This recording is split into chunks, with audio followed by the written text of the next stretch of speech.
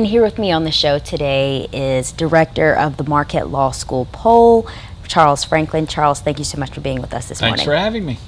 Charles, I want to first start off with the debate rules. So one rule that has been confirmed is that each candidate's microphone will be muted while their opponent is speaking. The Harris campaign called for the return to the traditional way of having the presidential debate mics be unmuted.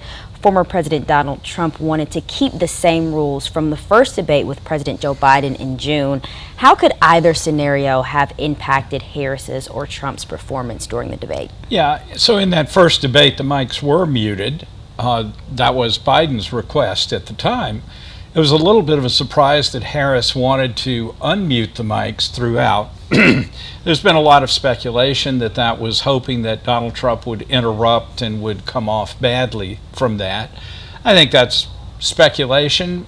We saw in the 2020 debates that Trump did interrupt repeatedly, especially in the first debate. But after some back and forth and hemming and hawing, we're really back to the rules that we had in June. And that's despite the time when Trump argued for more debates, wanted to change the debates, didn't want to hold it on ABC.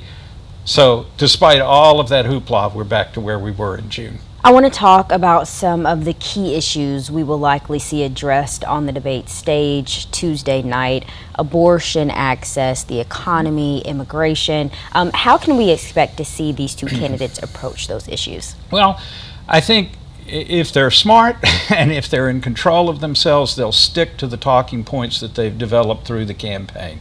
A debate is not the moment to open up a brand new line of thought. So I would expect Harris to be strong on her points about abortion, but also about middle-class economic policies.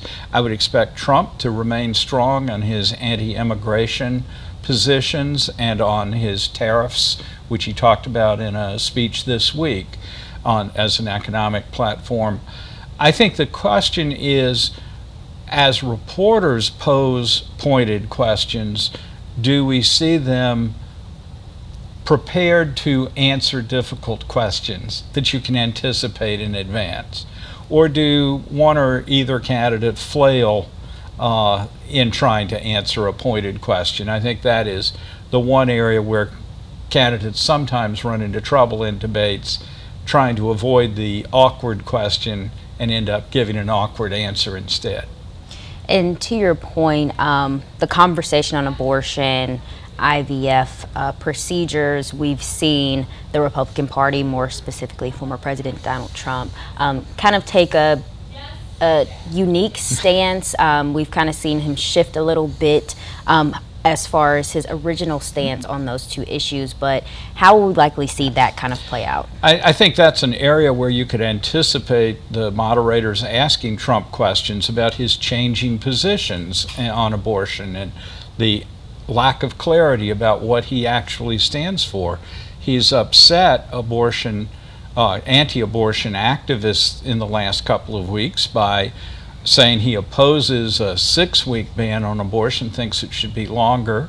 That got him in a lot of trouble. The next day he flipped and said he would oppose the Florida abortion referendum that would liberalize abortion rights. And then he came out with support for government funding for in vitro fertilization, a rather expensive proposal that hadn't been on the table at all. The point is, Trump has been all over the map in the last couple of weeks on the abortion issue. It has caused trouble within his coalition.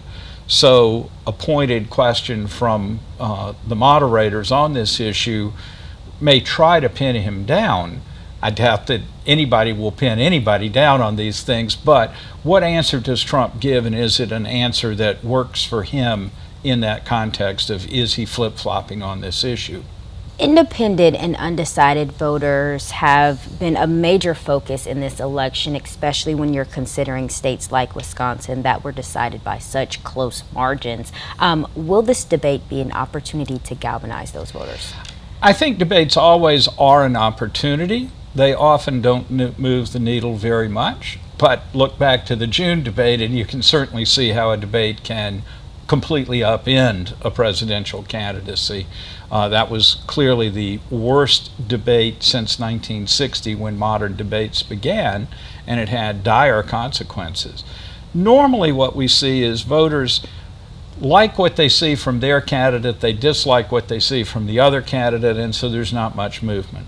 But for independents and moderate voters, especially those who may have not been terribly attuned to the race so far, this will be an opportunity for them maybe to tune in and see what they hear, what they like, and what they don't like. So there is that group of between 6 and 8% or so here in Wisconsin that say they're undecided about their vote.